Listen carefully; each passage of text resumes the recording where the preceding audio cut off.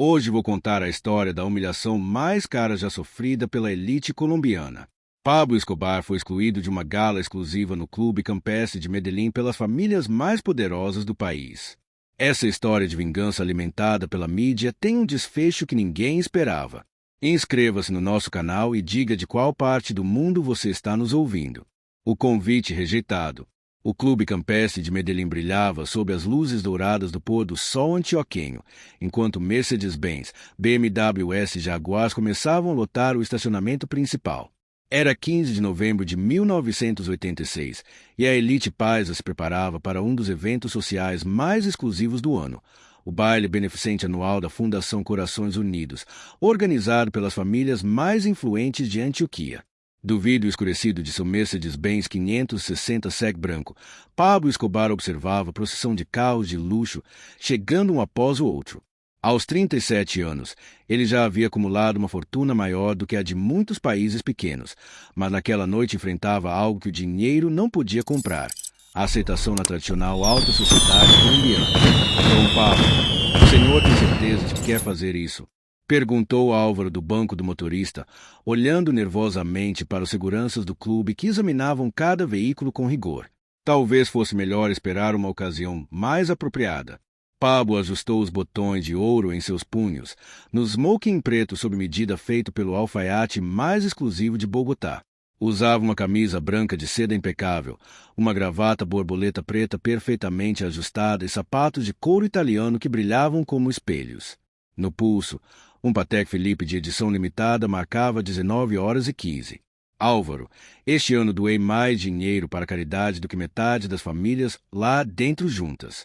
Já passou da hora de reconhecerem meu lugar nesta sociedade. 3 semanas antes, Pablo havia recebido um convite formal para o evento, enviado por meio de sua empresa legal, Inversiones Eosito. Impresso em papel importado com letras douradas, o convite lhe trouxe uma rara sensação de satisfação.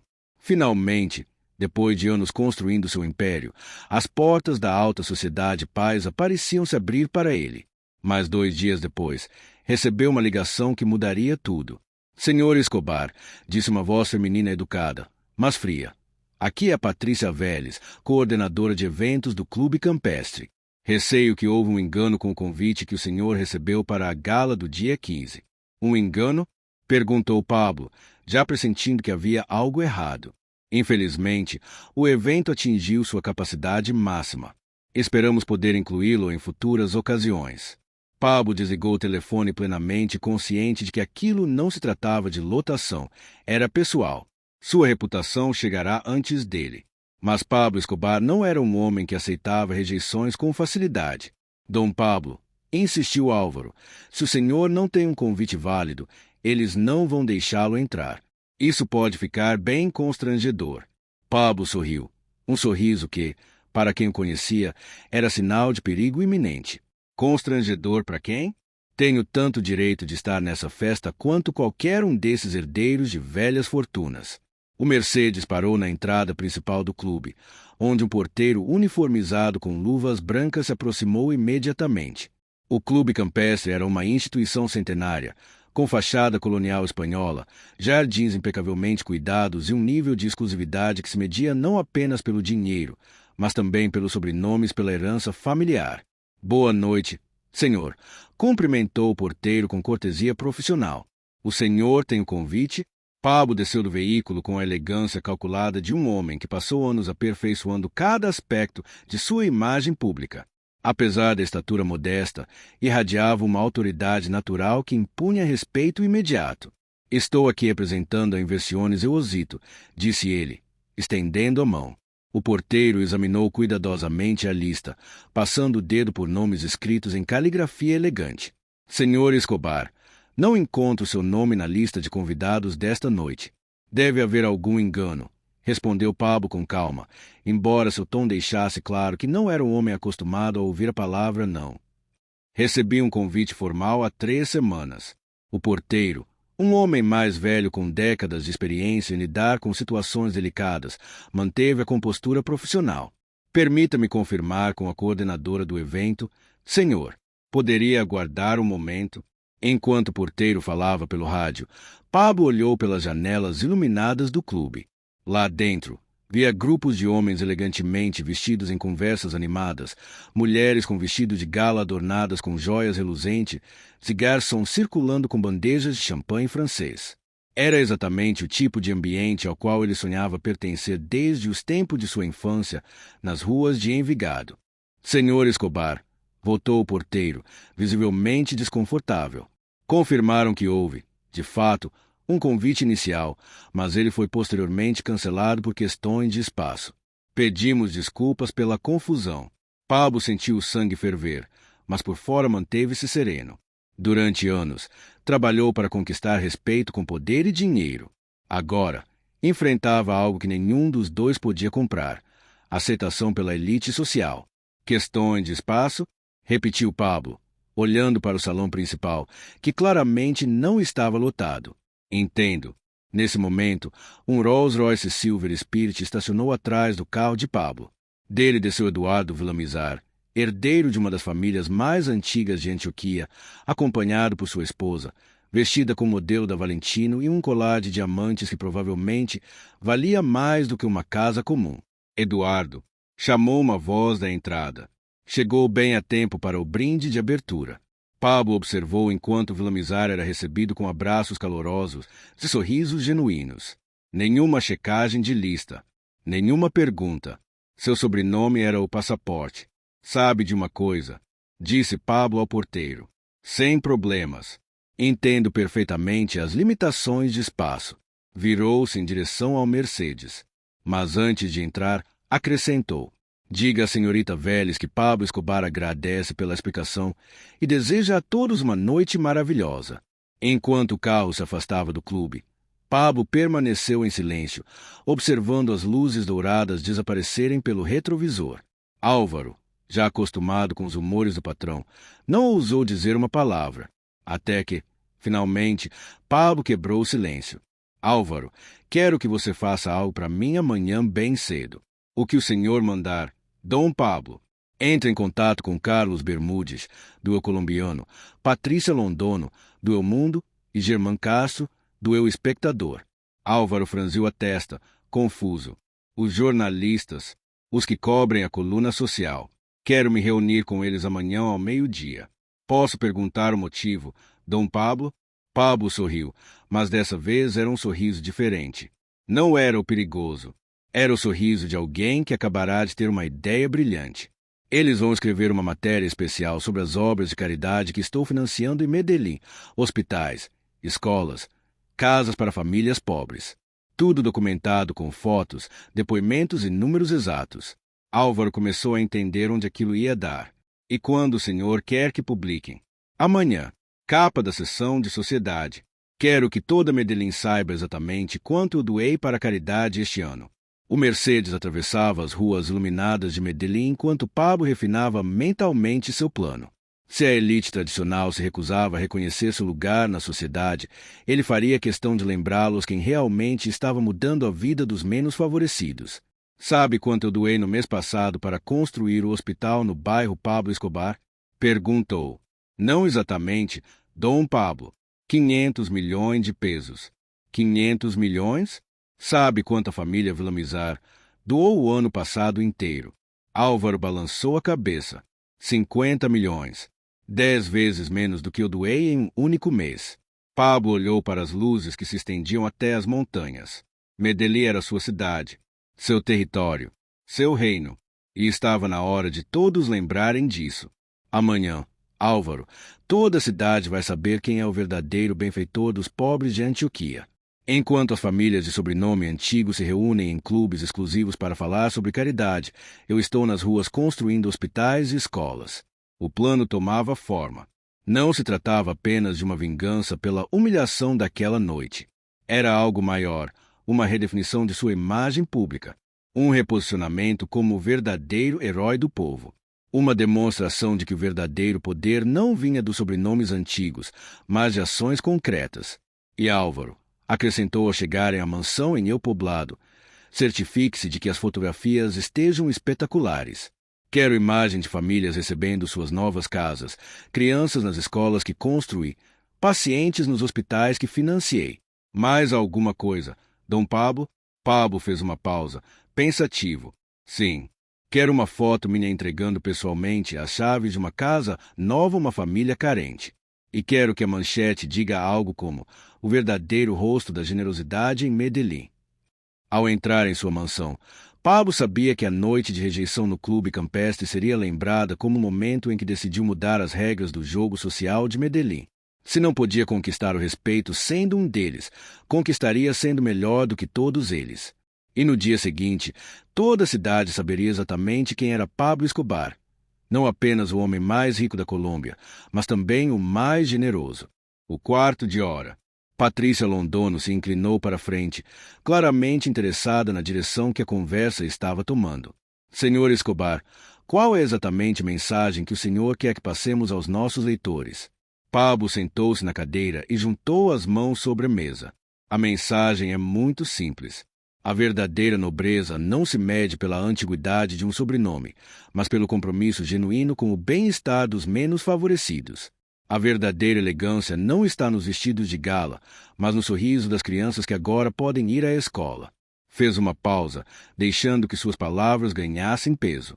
Quero que Medellín saiba que, enquanto alguns se preocupam em manter sua exclusividade social, outros, como nós, estão construindo um futuro melhor para todos. Germán Castro fechou o caderno e olhou diretamente para Pablo. Essa é uma história forte, Sr. Escobar, mas imagino que também seja polêmica.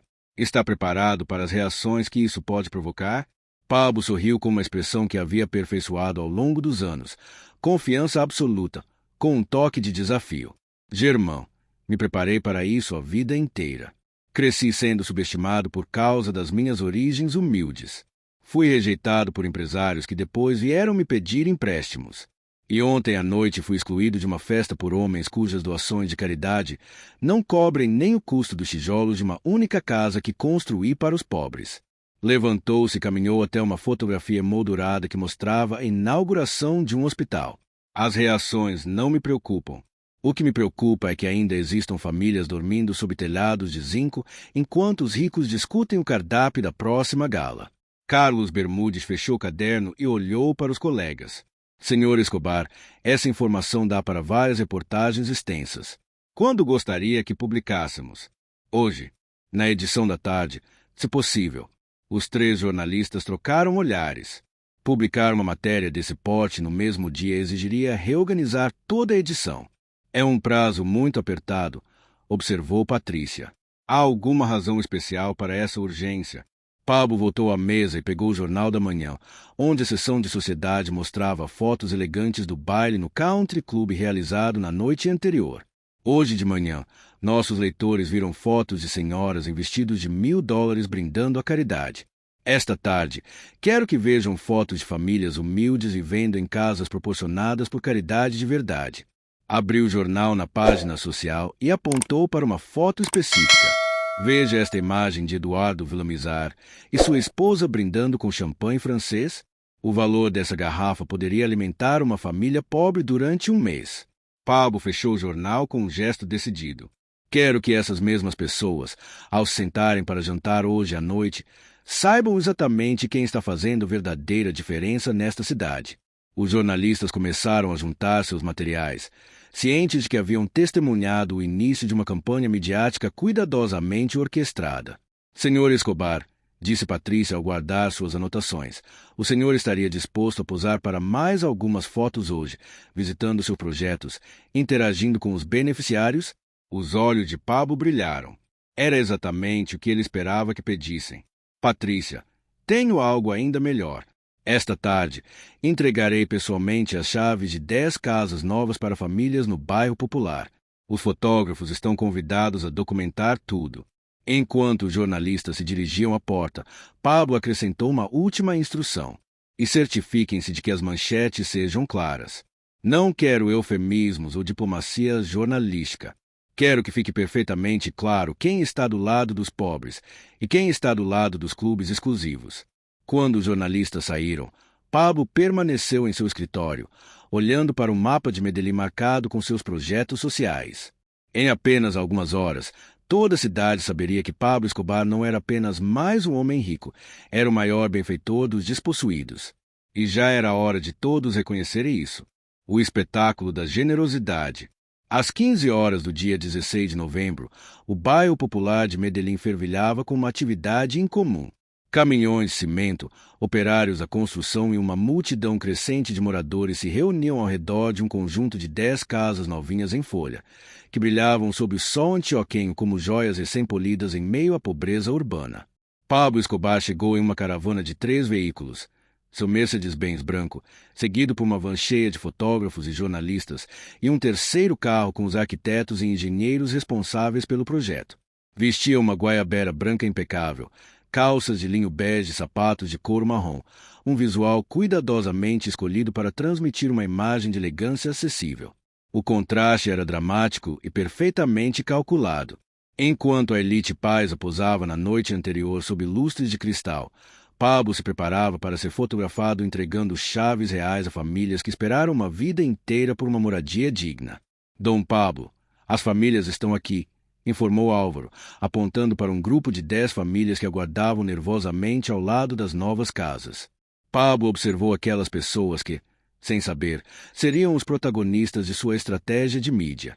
Eram representantes típicos dos pobres urbanos de Medellín, pais com rostos marcados por anos de trabalho pesado, mães com vestidos simples porém impecavelmente limpos, e crianças com olhos arregalados e cheios de entusiasmo diante da possibilidade de ter, finalmente, um lar. Entre elas estava a família Morales, Roberto, um pedreiro de 42 anos que trabalhou a vida inteira na construção civil. Sua esposa Carmen, de 38 anos, que sustentava a casa lavando roupa para terceiros. E seus 4 filhos, de 6 a 15 anos, que passaram os últimos 8 anos vivendo em um barraco de uma só peça com telhado de zinco. Senhor Escobar, disse Carmen Morales, aproximando-se com uma mistura de gratidão e timidez, não sabemos como agradecer pelo que o senhor está fazendo por nós. Pablo segurou as mãos calejadas da mulher, um gesto que os fotógrafos imediatamente capturaram de vários ângulos. Dona Carmen, não precisa me agradecer. É minha responsabilidade, como cidadão de Medellín, ajudar as famílias trabalhadoras a terem uma chance de prosperar.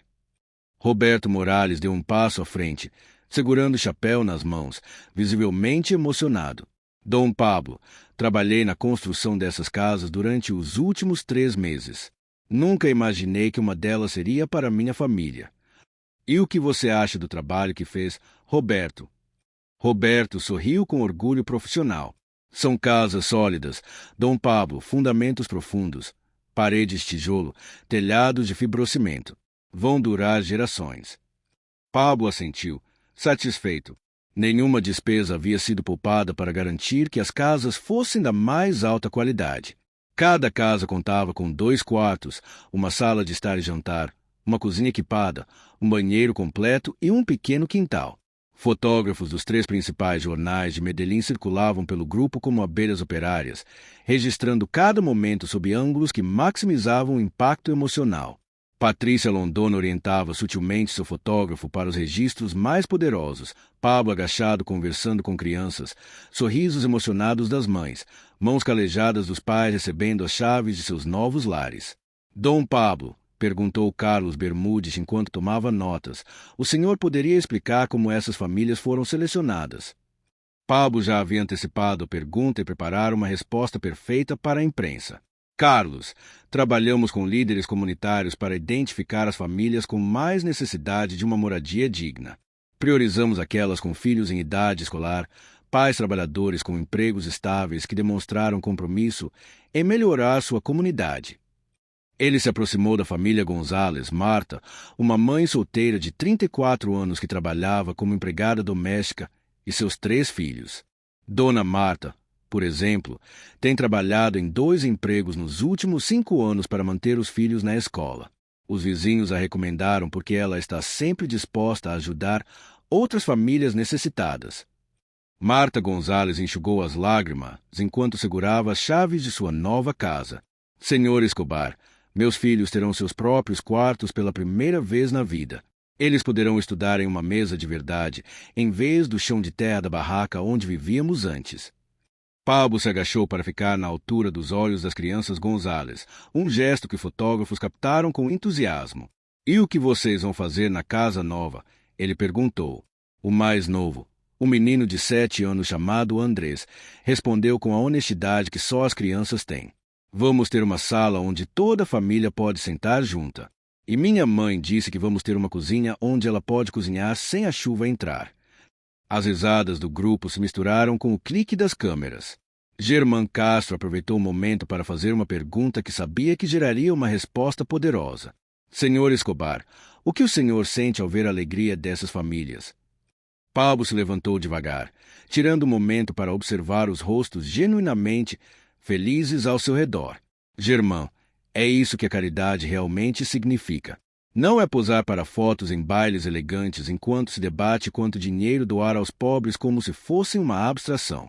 É estar aqui, vendo as lágrimas de alegria de uma mãe que sabe que seus filhos vão crescer em um lar digno. Ele caminhou até o centro do grupo e elevou a voz para que todos pudessem ouvir. Ontem à noite, algumas pessoas se reuniram em um clube exclusivo para falar sobre ajudar os necessitados. Hoje, estamos aqui entregando ajuda real a famílias reais. Os aplausos espontâneos das famílias se misturaram aos murmúrios de aprovação dos jornalistas. Pablo continuou, sabendo que cada palavra seria citada nas matérias do dia seguinte. Essas 10 casas representam mais do que abrigo, representam oportunidade. As crianças, se crescerem aqui, terão espaço para estudar, para sonhar, para se tornarem os médicos, engenheiros e professores que Medellín precisa. Roberto Morales levantou a mão timidamente. Dom Pablo, posso dizer algo? Claro, Roberto. Roberto pigarreou, visivelmente nervoso por falar diante dos jornalistas. Trabalho na construção. Se viu a vida inteira. Já construí casas para famílias ricas, prédios para empresários importantes.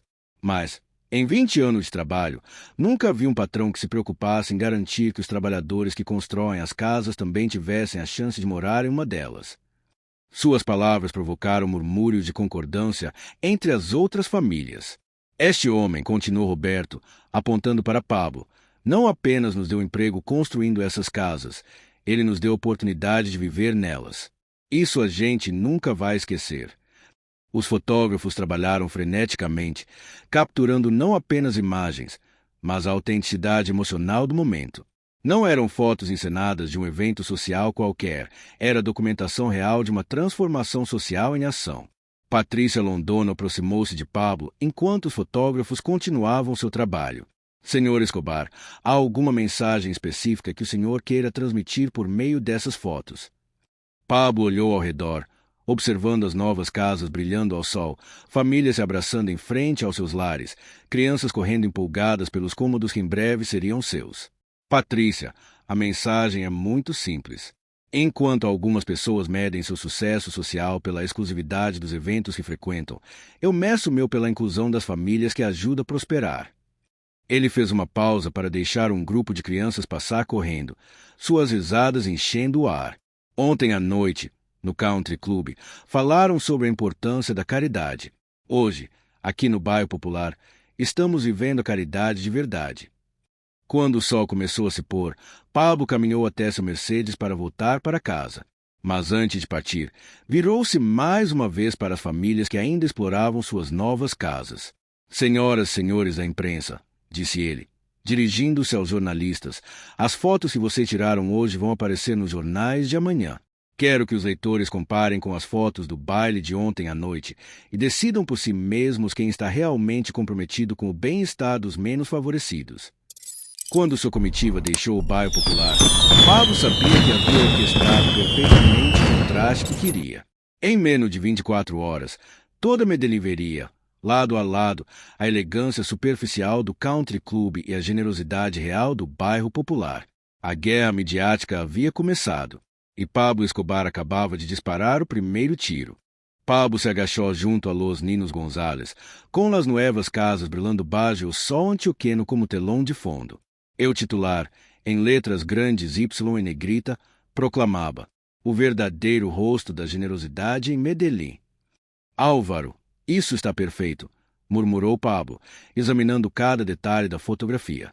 Mas, ao abrir o encarte completo, percebeu que Carlos Bermúdez havia superado todas as expectativas. A reportagem ocupava 3 páginas inteiras. A página principal mostrava um contraste visual devastador. Na parte superior, fotos do baile de gala no clube campestre, ocorrido 2 noites antes, senhoras elegantes posando com taças de champanhe. Na parte inferior, imagem de um bairro humilde com famílias trabalhadoras recebendo a chave de seus novos lares. O artigo começava com um parágrafo que Pablo leu 2 vezes para saborear cada palavra. Enquanto a elite tradicional de Medellín se reunia na última sexta-feira no exclusivo clube campestre para sua gala anual beneficente, arrecadando uma quantia modesta de 50 milhões de pesos, Pablo Escobar investia silenciosamente 10 vezes esse valor para construir moradias dignas para famílias trabalhadoras em um bairro de baixa renda. Você viu El Mundo? Perguntou Álvaro, entregando o segundo jornal. Patrícia Londono havia adotado uma abordagem mais direta e pessoal. O artigo dela tinha como título Caridade Real, quando ações falam mais alto que galas. A capa apresentava uma fotografia de página inteira de Roberto Morales recebendo a chave de sua nova casa, com uma expressão de gratidão genuína no rosto, do tipo que nenhum diretor de arte conseguiria encenar. Mas foi na segunda página que Patrícia revelou seu golpe de mestre. Ela havia criado uma tabela comparativa com o título 2 formas de entender a caridade. Pablo sorriu ao ler os números. O gráfico transformava seu argumento em matemática inquestionável. E aqui está o eu espectador, disse Álvaro, entregando o terceiro jornal. Germán Castro havia adotado o ângulo mais provocador de todos. Sua manchete era impossível de ignorar. Quem representa de verdade a sociedade antioquenha? O artigo começava com uma pergunta ousada que ecoaria por toda a cidade. O que revela mais sobre os valores de uma sociedade? Excluir seu maior benfeitor social de uma gala beneficente ou construir hospitais e escolas, enquanto outros discutem cardápios e decorações? Pablo se recostou na cadeira, satisfeito. Os 3 jornalistas haviam captado perfeitamente a narrativa que ele queria impulsionar, mas o melhor ainda estava por vir. Álvaro ligou o rádio e sintonizou o programa matinal mais ouvido de Medellín, Buenos Dias Paisa, com Alberto Casas. Esta manhã, toda a cidade está comentando as revelações publicadas nos principais jornais sobre as atividades filantrópicas de Pablo Escobar, começou Casas, com sua voz característica. Temos várias ligações na linha, prontas para compartilhar suas opiniões. A primeira ligação foi de uma mulher que se identificou como Maria Helena, professora. Alberto, eu trabalho em uma das escolas que o Sr. Escobar construiu no bairro Morávia. Antes, nossas crianças estudavam num barracão de latas sem janelas. Agora, tem salas amplas, uma biblioteca e uma cantina escolar. Enquanto alguns se preocupam com quem é convidado para festas, esse homem está mudando vidas de verdade. Pablo se inclinou, absorvendo cada palavra. A segunda ligação veio de um homem que se apresentou como taxista. Alberto, sou taxista nesta cidade há 30 anos. Já levei muitos ricos para suas festas luxuosas. Mas ontem, levei uma senhora de um bairro humilde que chorava de alegria porque ia conhecer a nova casa que recebeu. Aquilo me pareceu mais elegante do que qualquer gala. Dom Pablo, viu isso? Álvaro lhe entregou uma folha com números escritos à mão. O que é? Os números de vendas dos jornais de hoje. El Colombiano esgotou antes das 7 horas da manhã. El Mundo já está na segunda reimpressão. E El Espectador registrou as maiores vendas do ano. Pablo sorriu. O impacto havia sido maior do que ele esperava. O telefone tocou e Álvaro atendeu. Residência Escobar. Quem fala? Um momento, por favor. Dom Pablo. É o padre Hernandes da Igreja São José. Pablo atendeu. Padre Hernandes, como está? Dom Pablo, estou ligando porque toda a minha paróquia está comentando os artigos de hoje. Muitos dos meus fiéis foram beneficiados pelos seus projetos sociais e queriam que o Senhor soubesse o quanto apreciam não só sua generosidade, mas também sua decisão de tornar público esse trabalho. Por tanto tempo, boas ações foram ignoradas, enquanto as aparências sociais ganhavam os holofotes. Obrigado, padre. Era exatamente esse o meu ponto. E, Dom Pablo, seria possível nos encontrarmos essa semana? Tenho algumas ideias de novos projetos que poderiam ajudar nossa comunidade. Após desligar, Pablo caminhou até a janela. De lá, Podia ver Medellín despertando, ônibus lotados de trabalhadores, ambulantes montando suas bancas, mães levando os filhos à escola. Sua cidade, seu povo. Álvaro, o que dizem as outras mensagens? Álvaro consultou um caderno onde anotava chamadas da manhã. Até agora, recebemos 53 ligações. 47 foram de apoio e elogios. 3 foram de jornalistas nacionais pedindo entrevistas. 3 empresários interessados nos seus projetos sociais. E as 3 negativas, 2 eram anônimas, provavelmente ligadas às famílias da Gala. Uma questionava a origem dos recursos para suas iniciativas. Pablo assentiu. Já esperava alguma resistência, mas a proporção estava ainda melhor do que imaginava. Às 9 horas da manhã, Álvaro entrou novamente no escritório, visivelmente surpreso. Dom Pablo, chegou algo interessante. O que é? Um convite formal do Clube União, assinado pelo presidente. Estão convidando o senhor para ser o palestrante principal na próxima gala do mês que vem. Pablo pegou o convite elegante, impresso em papel importado. O Clube União era ainda mais exclusivo que o Country Club. E tem mais, um convite da Câmara de Comércio de Medellín para participar de um painel sobre responsabilidade social corporativa. E outro da Universidade Pontifícia Bolivariana para dar uma palestra sobre filantropia estratégica. Pablo se recostou na cadeira, digerindo a ironia. Em menos de 24 horas, havia passado de ser excluído de um evento social a ser convidado como palestrante principal em vários espaços de prestígio. Sabe o que é mais interessante em tudo isso, Álvaro? O quê, Dom Pablo? Ontem, achei que meu objetivo era a vingança. Queria humilhar aqueles que me humilharam. Mas o que conquistei foi algo muito mais valioso. Levantou-se e caminhou até o mapa de Medellín marcado com seus projetos sociais. Eu mudei a conversa sobre o que realmente significa ter sucesso nesta cidade. Antes, o sucesso era medido pelo sobrenome ou pela exclusividade dos eventos que você frequentava. Agora, a cidade inteira está discutindo a ideia de que o sucesso verdadeiro se mede pelo impacto real que você tem na vida das pessoas. Álvaro assentiu, compreendendo a profundidade do que acabava de acontecer. Dom Pablo, o senhor vai aceitar os convites? Pablo sorriu e pegou os envelopes sobre a mesa. Todos, mas não porque eu precise da aprovação deles. Vou aceitá-los porque agora tenho uma plataforma para continuar espalhando esta mensagem. A verdadeira nobreza se conquista com ações, não com herança. Abriu seu arquivo pessoal e retirou uma lista de projetos futuros que vinha planejando. E Álvaro, quero que agende uma reunião com os arquitetos para a próxima semana. Está na hora de anunciar nosso novo projeto, um hospital pediátrico completo na Comuna 13. Quando devemos fazer o anúncio público? Pablo olhou os jornais espalhados sobre a mesa, com suas fotos estampadas nas primeiras páginas. Na próxima semana. Mas desta vez, não vamos esperar ser excluídos de algum evento para provar nosso compromisso social.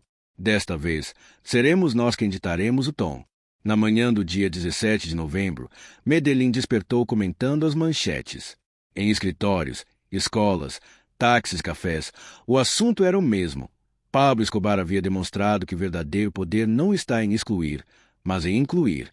E no seu escritório, em El Poblado, rodeado por jornais com sua imagem na capa, Pablo sabia que havia conquistado algo que o dinheiro jamais poderia comprar.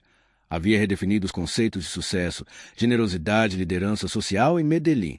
A humilhação no Country Club havia se transformado no maior triunfo midiático de sua carreira. E aquilo era só o começo.